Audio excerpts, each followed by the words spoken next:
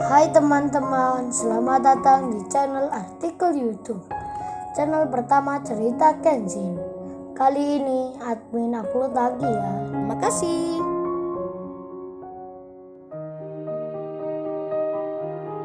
Kisah pemuda kaya, anak bos besar, pemilik 73 perusahaan yang menjadi cleaning service.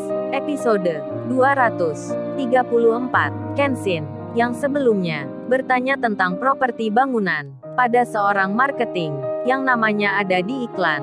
Kenshin pun kemudian menelponnya. Ia bertanya akan maksudnya. Namun, setelah telepon itu terhubung, malah jawaban yang didapatnya tak enak untuk didengar. Marketing itu berkata, "Maaf mas, ini waktu istirahat.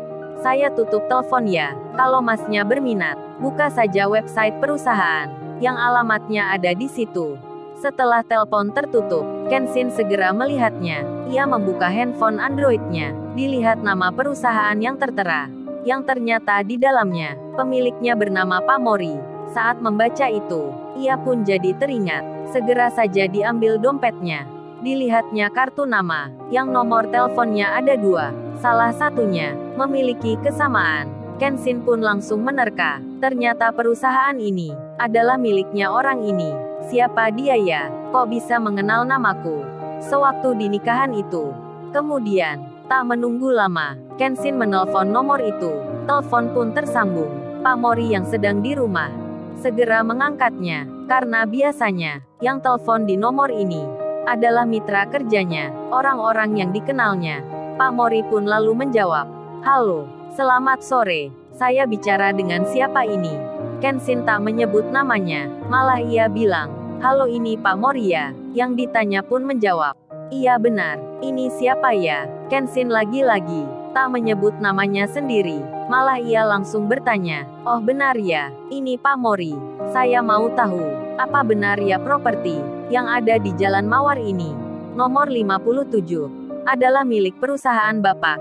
Ini saya mau tanya harganya berapa ya?" Pak Mori yang mendapat pertanyaan itu langsung terkejut, karena hal ini adalah urusan pegawainya. Lalu Pak Mori itu berkata, "Maaf ya mas, bukannya di situ ada tulisan nama marketingnya ya? Kenapa nggak tanya dan telepon orangnya? Terus nomor saya ini tahu dari mana?" Kenshin yang belum menyebutkan namanya itu lalu menjawab, "Oh ini Pak, baru saja saya telepon marketing yang ada di banner ini, yang namanya Mbak Dina. Tapi oleh mbaknya saya disuruh untuk buka website perusahaan saja. Jadinya saya tahu informasi di situ. Saya melihat namanya Bapak yang tercantum, yang jadi pimpinan perusahaan." Pak Mori pun lalu bilang, "Tapi di website itu kan banyak nama marketing juga. Kenapa masnya nggak pilih salah satu untuk ditanya?" Kenshin menjawab, "Sudah Pak, baru saja saya telepon marketingnya Bapak.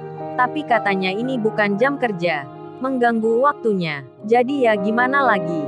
Saya coba telepon ke sini saja." Pak Mori lantas bertanya, "Terus kalau gitu masnya telepon saya ini, bukannya juga sama, mengganggu pula? Coba aja masnya telepon lagi marketing itu. Tanyakan harga ke orangnya. Kalau saya ini hanya tahu laporan saja. Maaf, saya kan bos mereka. Masa saya jadi marketing pula?" Kenshin mengerti. Kemudian ia bicara, "Iya Pak, saya paham. Bapaknya ini pemilik perusahaan.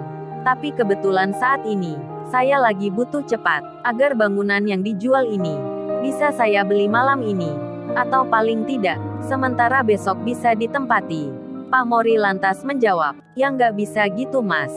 Kagak bisa cepat-cepat, kan urusannya pakai surat, pakai notaris pula, dan banyak lainnya." Kenshin kemudian bilang, "Iya Pak, saya tahu. Masalah itu nanti biar diurus belakangan. Yang penting besok sudah bisa ditempati." Mendengar hal tersebut, Pak Mori pun mengira yang telepon ini mungkin orang gila, atau orang kurang kerjaan, atau dari pihak properti lain yang mengganggu bisnisnya. Pak Mori itu pun lalu berucap, "Waduh mas, maaf ya nggak bisa. Maaf, saya ini lagi sibuk.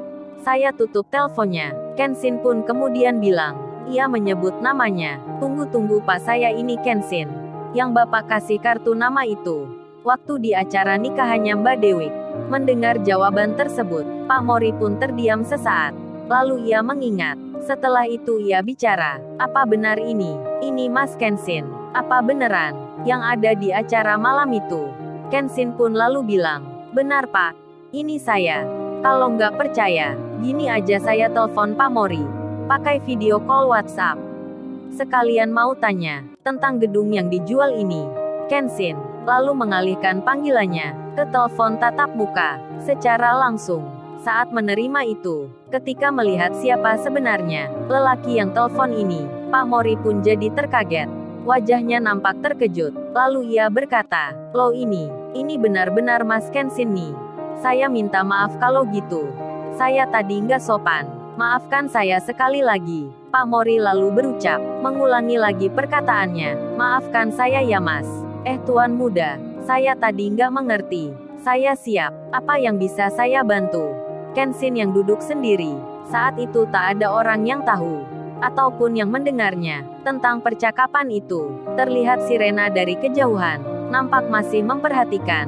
Sedang para penghuni panti tersebut terlihat sibuk mengemas barang, sampai mereka ada di luar.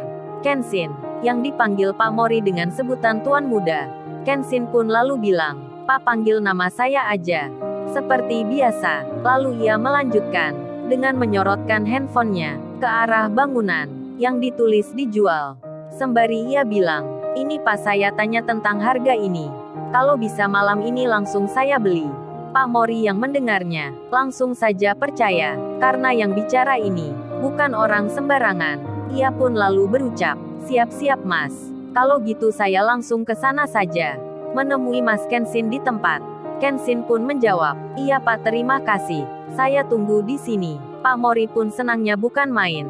Ternyata malam itu, ia memberikan kartu namanya. Perkiraannya benar adanya akan tuan muda itu, yang sewaktu-waktu menghubunginya. Tak menunggu lama, Pak Mori segera menelpon Dina, marketingnya, yang tadi sempat dihubungi Kenshin.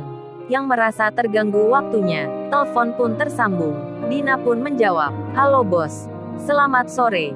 Ada apa ya bos?" Pak Mori langsung bicara ke pokok masalahnya. "Hei Dina, kalau bisa kamu cepat meluncur ya ke Jalan Mawar tempat properti yang kamu pasarkan. Hubungi juga tim kerja kamu. Ajak juga mereka ke sana sekalian. Karena ini ada pembeli yang bukan biasa. Barangkali nanti akan ada permintaan yang lebih besar. Ini saya langsung ke sana." "Oh ya, itu kamu tahu. Ini orang yang baru telepon kamu sebelumnya. Nanti kamu harus minta maaf. Karena tadi orangnya cerita, teleponnya kamu tutup." "Oke, gitu saja. Aku tak menuju lokasi. Karena tuan muda itu sedang menunggu." Dina marketing tersebut menjadi terkejut akan berita dari bosnya, yang tiba-tiba seperti ini. Karena dirasanya, hal ini tak pernah terjadi. Bosnya sendiri, yang menemui customer, dengan semangat sekali. Bahkan memanggilnya dengan sebutan tuan muda. Dina pun jadi penasaran. Kemudian dengan segera, ia melihat nomor telepon yang menghubunginya. Disimpanlah nomor itu. Ia pun beralih ke WhatsApp. Lalu dilihatnya, nampaklah wajah seorang pria yang mengenakan kaos biasa. Kemudian Dina, marketing itu, jadi bertanya, "Siapa dia ya? Kok Pak Mori ini begitu menghormati, memanggilnya tuan muda pula?" Dina pun lalu menghubungi rekan kerjanya agar ikut serta ke lokasi. Sementara itu, Kenshin, yang duduk di kursi, ia pun melihat handphonenya. Dibukalah WhatsApp-nya. Dilihatnya nama Kaori, yang belum juga membalas pesannya. Kenshin pun hanya melihatnya saja, sembari ia menunggu Pak Mori yang datang ke sini. Di sela hal yang demikian, handphonenya yang ada di pangkuannya tiba-tiba berdering. Nomor Kaori yang memanggil. Segera saja diangkatnya. Ia pun langsung menjawab. Kenshin berucap, "Halo Kaori, kamu dari mana aja tadi? Kok lama sekali balas pesanku?" Namun, tanya Kenshin itu tak dijawab. Malah terdengar banyak orang bicara. Kenshin pun mengulangi kalimatnya dengan menyapa seperti semula. Namun, lagi-lagi, sama seperti sebelumnya, tanya itu tak ada jawaban. Malah suara candaan yang nampak terdengar. Seorang wanita yang memanggil, Kaori, ini lo Randy udah kesini. Dibelain habis kerja tak pulang ke rumah. Hanya untuk bertemu kamu." Suara lelaki kemudian menyahut, "Ada aja kamu Vita. Bisa aja kamu ini." Rupanya handphonenya Kaori, yang ada di dalam tasnya.